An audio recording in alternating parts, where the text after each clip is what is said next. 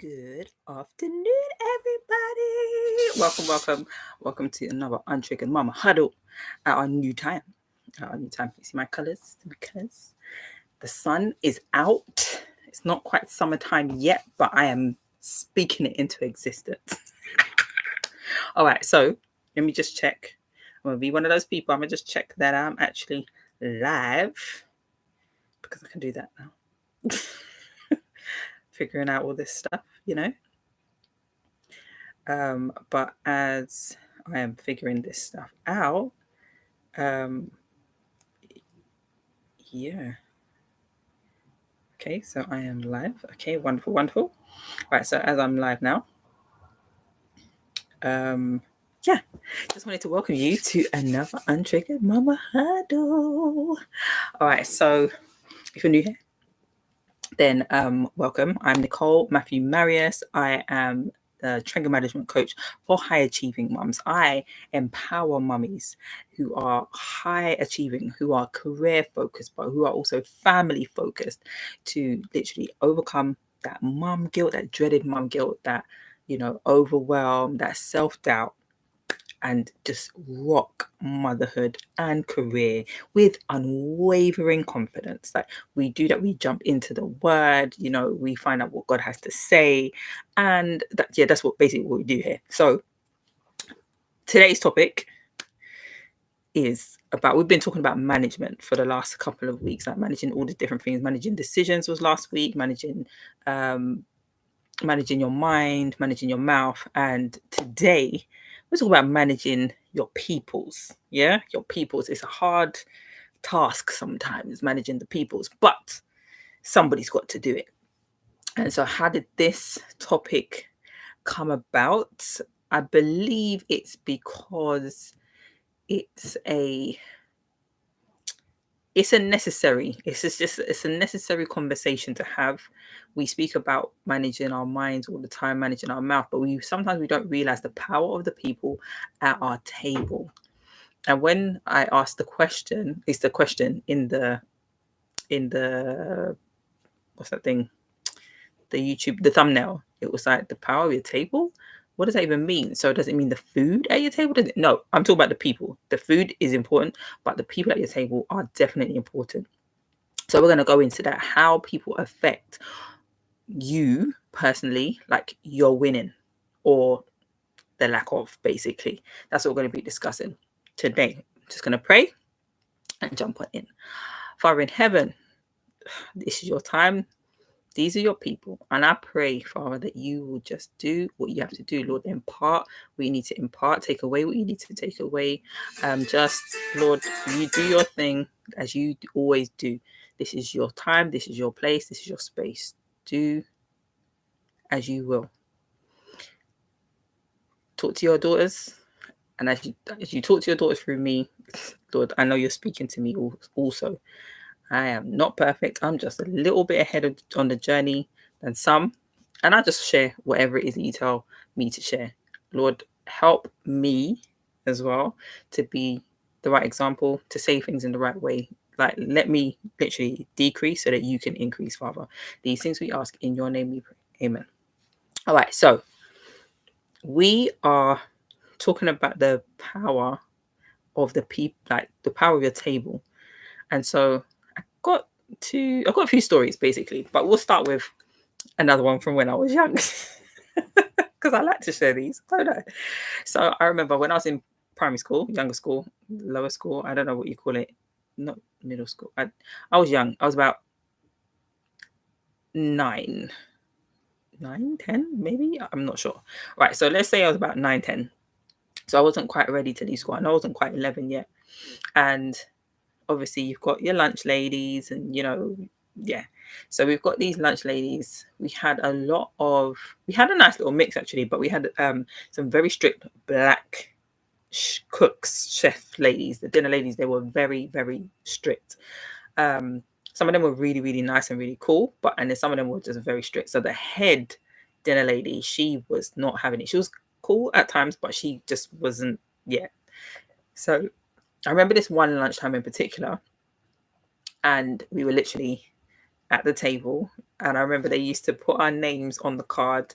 So you'd have 6 of us at a table. Your name goes on the card. That's where you have to sit, right? You don't get to choose where you want to sit or anything like that. So we're on this table now. So I don't get to choose who I'm sitting with unless I be disruptive or somebody else be disruptive, then they will move you, obviously. But this is my table. For the foreseeable future, this is my table.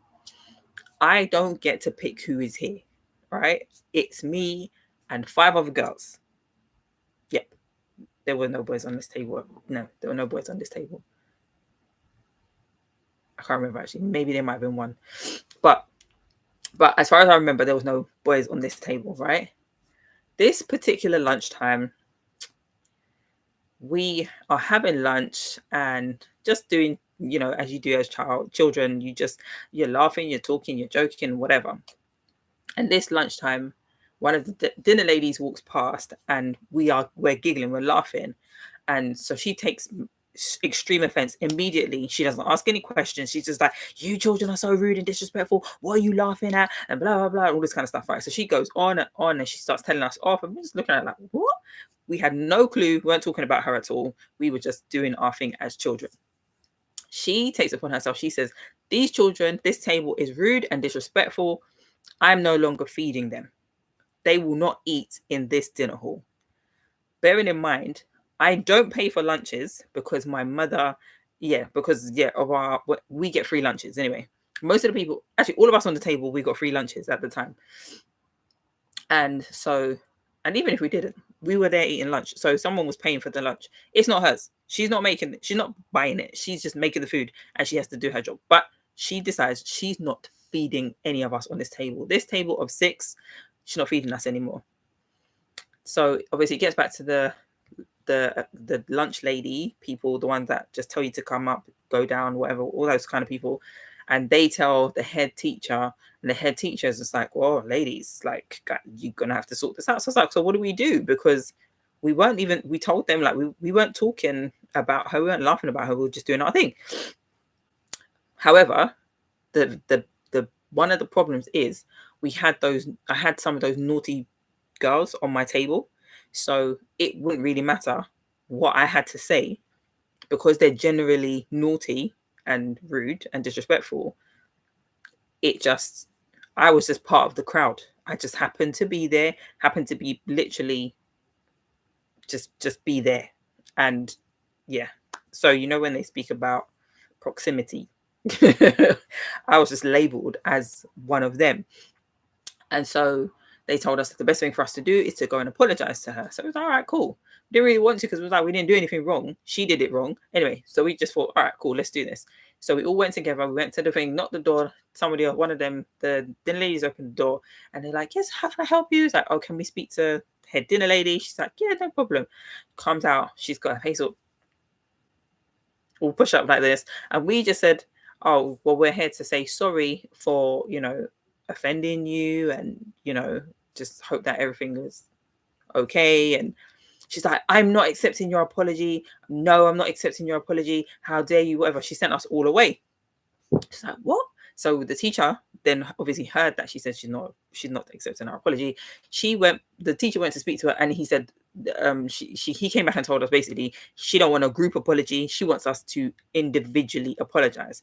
So we all had to go and apologize. So this is taking strength and courage and stuff now, yeah? So these girls that have they're rude and disrespectful, they don't have the courage. So they're like, oh, what do I do? They walk in and then they come back, they walk in and they come back. Anyway, so through the window, we're like, go, go, you can do it. So the dinner lady sees that we're doing this. She's saying we're making faces. Anyway, we weren't making faces, we were encouraging. She happened to see me making faces, and so when it came to me making my apology, she didn't accept my apology. I was the only one she didn't accept. Now, my mum being my mum wasn't on it. Like, she wasn't happy. She went down to the school. So I got excluded from lunch. I was the only one. Bearing in mind, I did nothing. I was encouraging. I got excluded from lunch for 2 days. Just so happened, it's great. My dad works around the corner. He came and got me and took me to McDonald's for 2 days. It was great, wonderful times, you know? This is not an advert for McDonald's. No, definitely not. But he took me to McDonald's for 2 days. Anyway, and in that time, my mum came to the school. She spoke to the teacher and she was like, my daughter's coming back to the school. Apology or no apology, if she accepts it or not, my daughter's coming back to the school and she's going to eat the lunches here. And there was nothing that they could really say. I had to be fed. My mum said so, and that was it. So I came back, and then she said to me, she was really disappointed in me because she saw me making faces. And I said, but I wasn't making faces. Yes, you were. I saw you through it. I said, I wasn't making faces. What I was doing was encouraging the girls who didn't have the courage to come and say sorry to you. But you accepted all their apologies and you didn't accept mine. And anyway, so she ended up having to accept my apology, or whether she did or not. I went back to eat my food.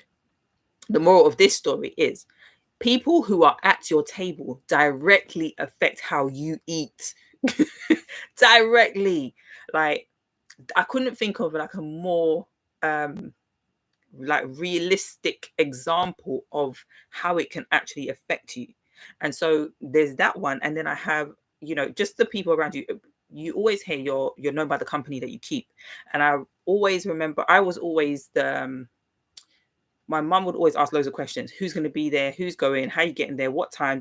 So many questions. I'm like, I don't want to go anymore. Right? Forget it.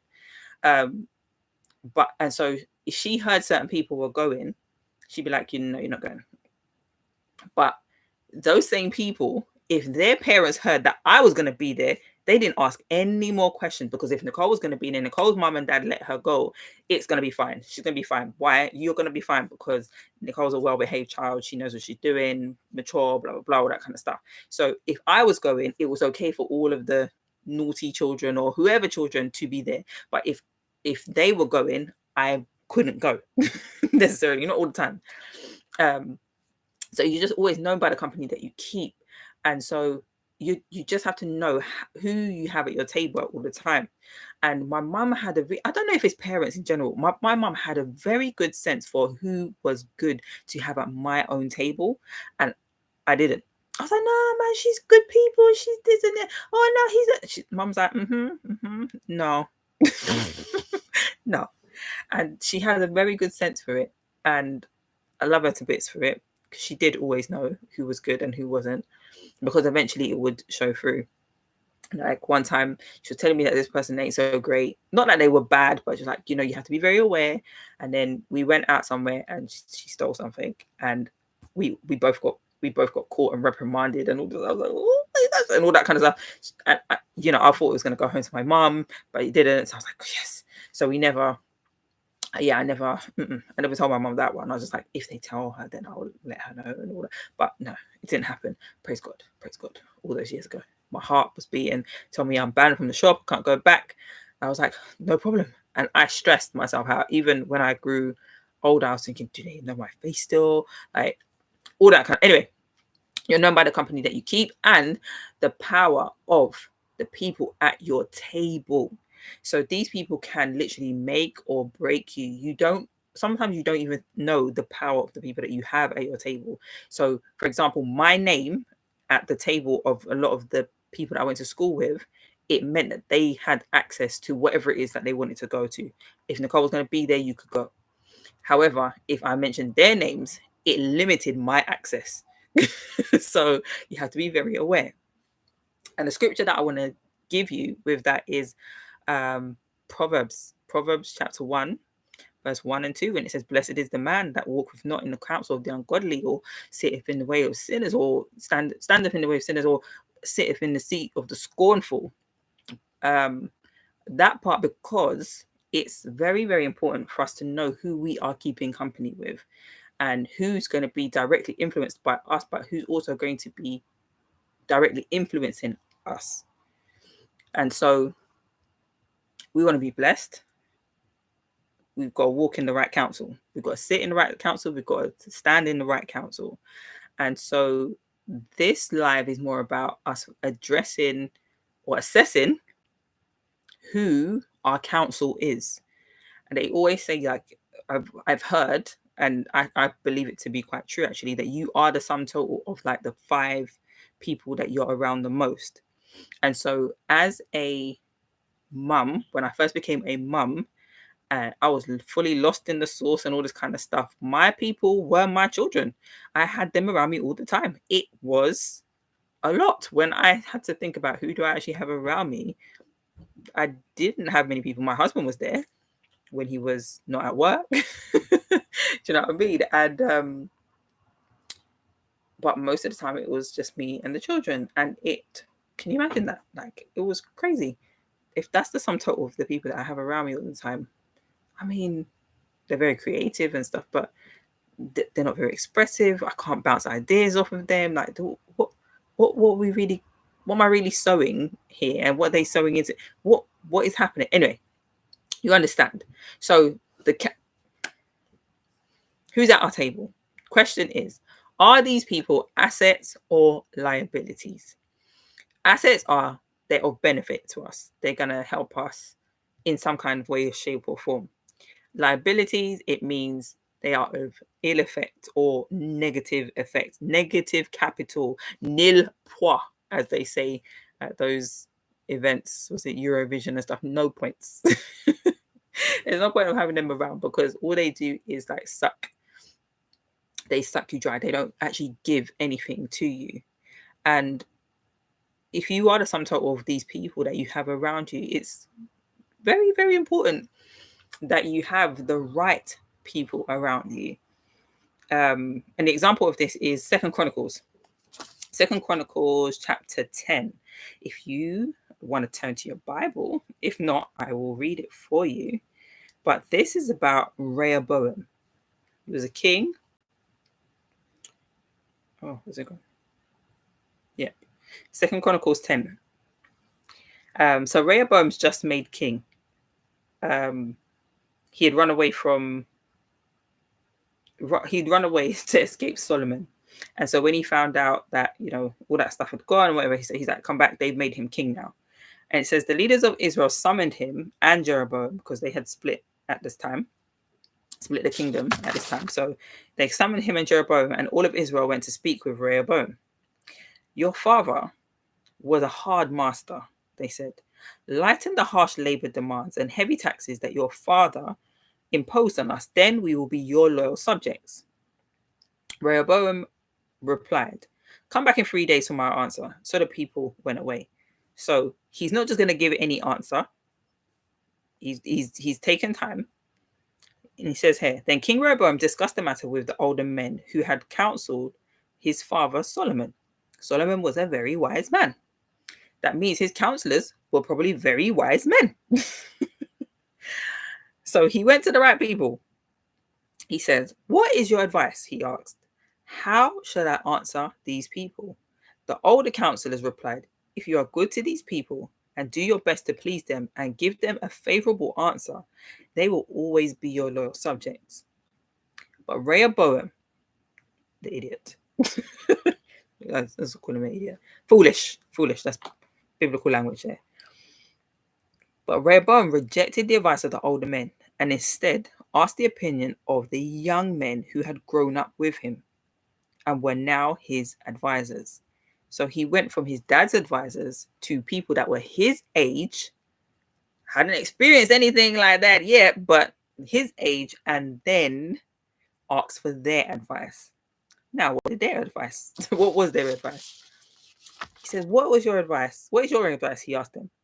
How should I answer these people who want me to lighten the burdens imposed by my father? The young men replied, this is what you should tell those complainers who want a lighter burden.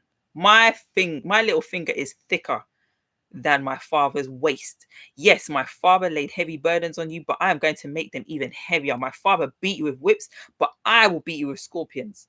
3 days later, Jeroboam and all the people returned to hear Rehoboam's decision, just as the king had ordered. But Rehoboam spoke harshly to them, for he rejected the advice of the older counselors and followed the counsel of his younger advisors. He told the people, my father laid heavy burdens on you, and I'm going to make them even heavier. My father beat you with whips, but I will beat you with scorpions. All right? So the king paid no attention to the people, didn't care what they wanted, just listened to his friends. This turn of events was the will of God, it says, for it fulfilled the Lord's message up to Jeroboam that he spoke through the prophet Ahijah. But when they realized what had happened, they revolted against him, and they were like, "We ain't serving you no more. We're not doing this." Yeah. So, and then they killed his advisor, the person that was in charge of him. They killed him. Rehoboam left. He was like, "I am not staying around." So he got free, but his advisor didn't make it. That's just an example of how important it is to have the right counsel. He had the right counsel. He had the right idea. He started off with the right idea. He went to the right people. They gave him sound advice, but he, in his wisdom, thought, "Oh, let me ask my people."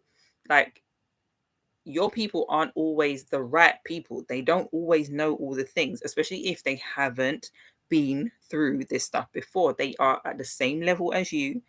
They have done exactly the same things as you. So your experiences are pretty much the same. So their advice to him was detrimental because he lost control of that part of the kingdom.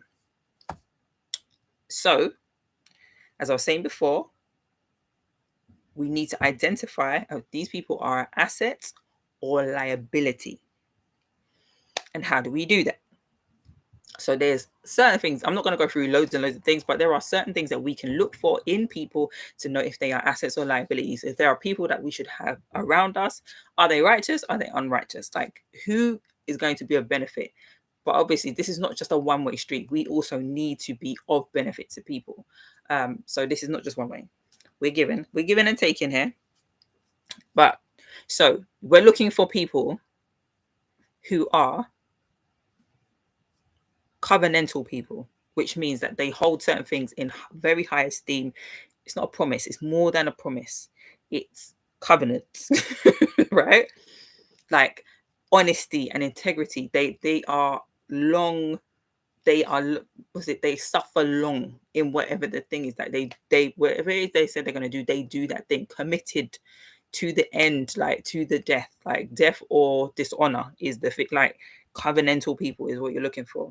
You're looking for people that are not neutral. They are hot or cold, because then you know exactly where to place them and what to do with these people. You're looking for people that are not users. You don't want any users or abusers. We're not having that. We don't want people that are just sucking and just taking constantly. They'll just call you and utilize it. Listen, as a career mom, you don't have the time anyway. You've got time to work and you've got time to play with your family. You haven't got time to just be giving your energy to every and anybody. It's not okay. Okay. So identify these users and abusers, because if you're giving constantly to these people and they're not feeding you back, they're not people that you need to have around. It's got to be mutual. It's got to be where we might not give exactly the same thing, but it's a mutual exchange. I might give of my time and you may give me food. That's a fair exchange. Mm-hmm. I may look after your children and you may give me food. I mean, I feel that's the win. Anyway, cool. You've got to elevate. These people around you must help you elevate, and you must excite each other. You must do it for each other. You must elevate each other, constantly lift each other up, encourage each other, be able to pinpoint where people aren't doing so great, not with the harshest tone. Actually, sometimes you've got to just say things how it is, but you got to know that it's coming from a place of love. You got to know these people are biblically sound and spiritually aware. Because Rehoboam's people were not. And you see what happened there. We want people that can be discreet and can be gentle. But even though sometimes the love it's got to be tough love, it's got to be a bit harsh, that's cool, because you know where it's coming from. You got to have people that are objective, that they're not always just going to be on your side. They're going to be able to pull you up and say, actually, Nick, I think you could have looked at this a little bit different. All right. So these are the kind of things that we need to start thinking about the people that we have around us. Are they liabilities? If they are, we need to get rid of them. And I know we think sometimes, oh, but it's my auntie, it's my brother, it's my cousin, I can't, but you can. It's not that you have no contact with these people whatsoever, but you definitely limit the people who are immediately at your table. You can go and give food to other people. You can prepare plates and take it for people. But people that sit at your table, these are your inner circle. These are the people that you trust with all the bits and pieces, all the things. Like, so you have to guard that table very well.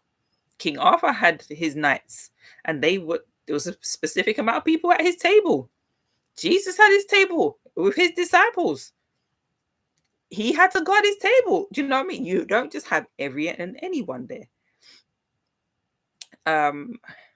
And you also get to pick. That's the thing. If you don't like who is at your table currently, you get to choose.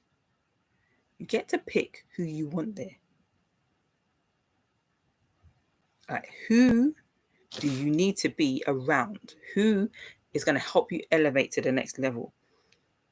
Who are those people? And who do you feel like you can help as well? There's this book, can't remember the people now, Dan Sullivan, can't remember who it is, but that book, Who Not How, was a big eye-opener to not trying to figure out how do I get to somewhere, but who can help me do this thing. And that's what made me, it always helps me to figure out who I need at my table, helps you to figure out your team. And when you think about it, you can't do everything by yourself. I mean, you'll be just there forever trying to figure out all of the bits and pieces.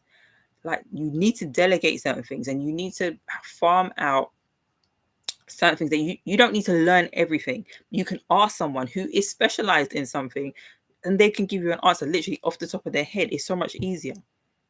Example, Moses was doing all the work, and his father-in-law was like, bro, you can't do this all by yourself. You need to have advisors.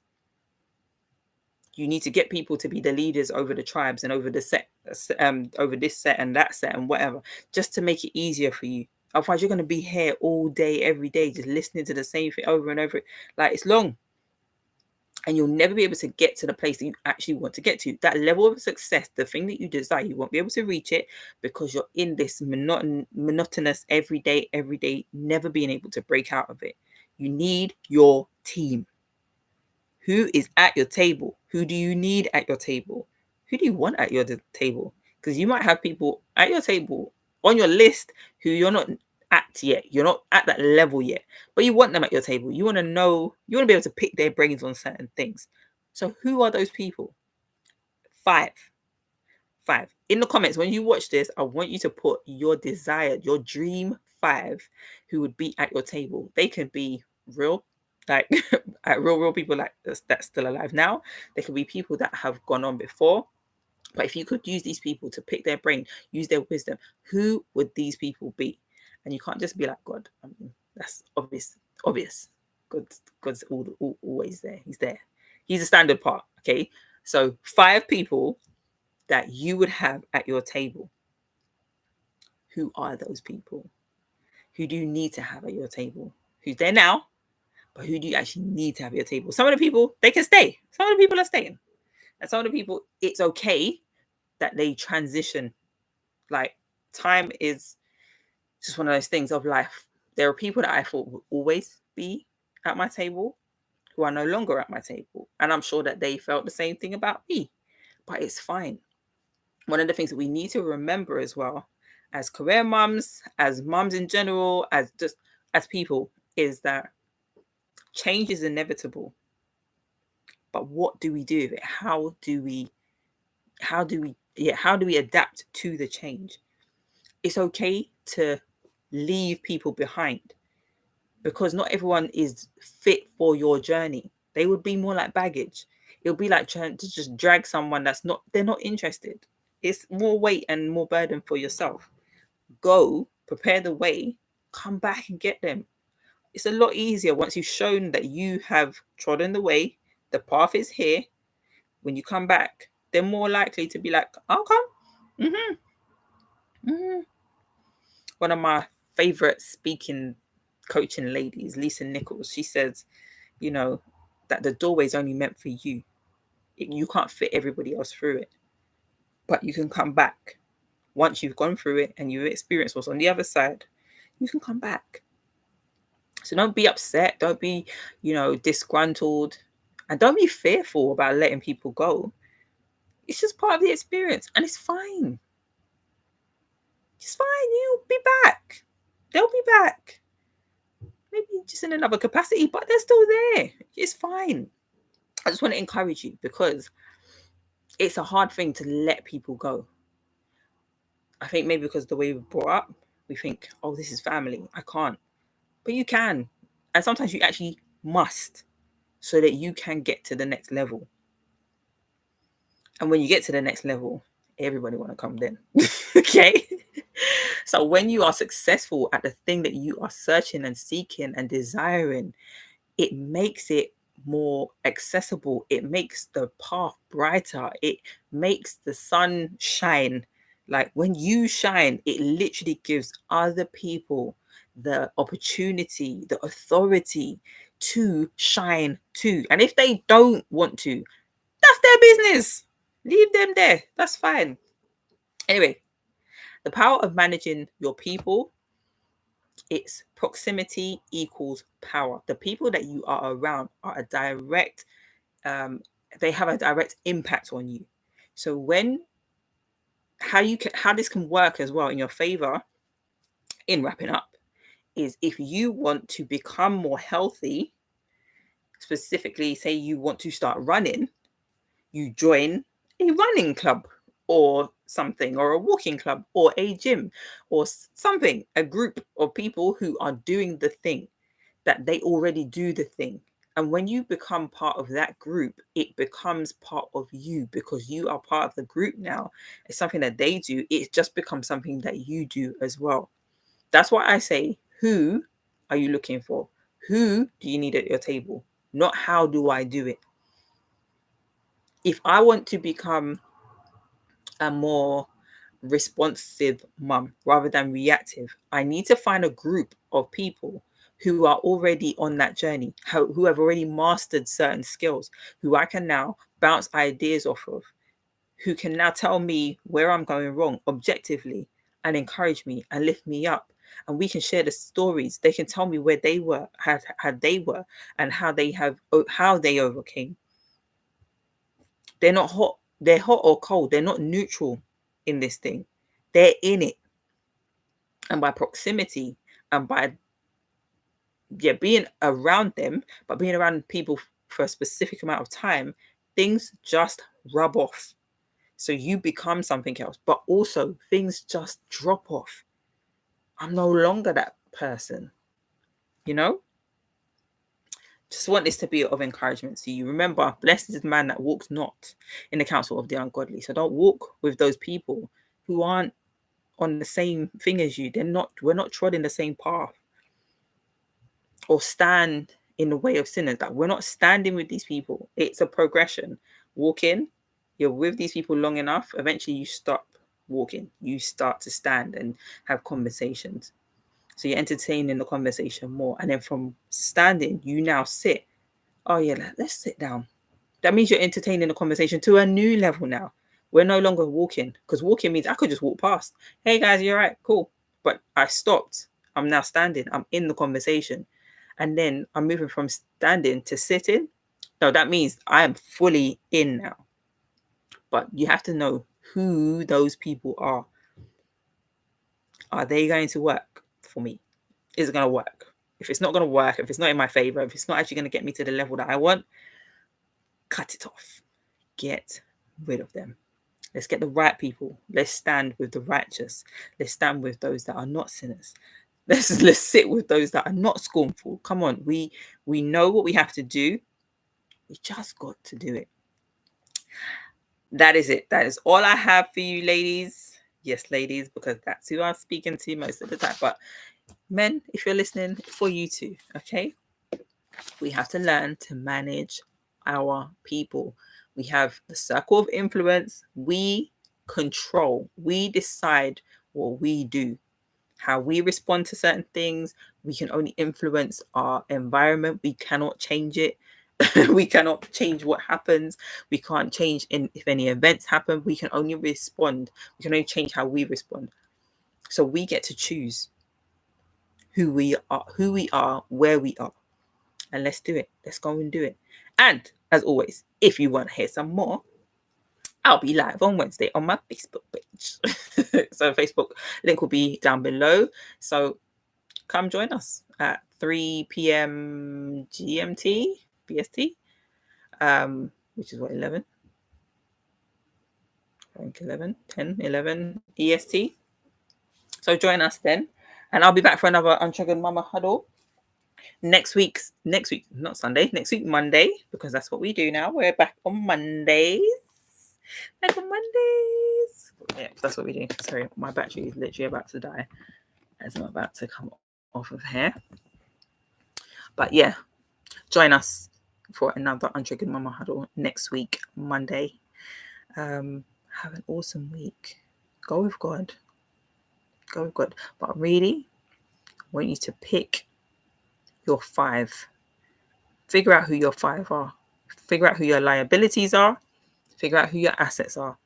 Figure out who you're going to need in the next season that you're about to head into. Because you're always headed into a season or out of a season. Just go prepare. All right. Have a good week, everybody. Bye. Enjoy the sun while it's here. You just never know with this spring weather, eh? Bye.